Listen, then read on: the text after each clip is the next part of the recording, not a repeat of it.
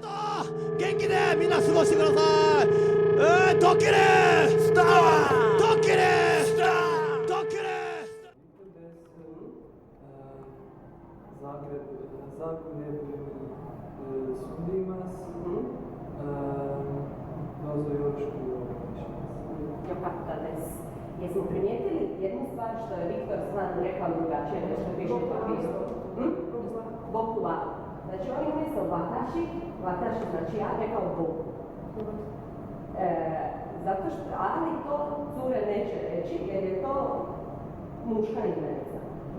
Znači muškarci mogu reći ženske, jer to znači, to je nešto pristojno, ali obrnuto je ona prilično neprihvatljivo za srednji nekakav normalan sloj kućanstva, osim za ove posebne subkulture.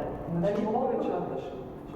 Ne, pa normalno, pa ti recimo u ovakvoj situaciji bi trebao reći vataši, jer Bog je dosta ataši je za cure, to je baš onako nekako onaj ataši, to bi bilo malo isto ekstremno zapravo. Ima tih par ženskih izraza, tipa da je ataši. To što izgledaš kao čudović. Bilo je pitanje da se im koristiti.ありがとう元気でみんな過ごしてください。ドッキリ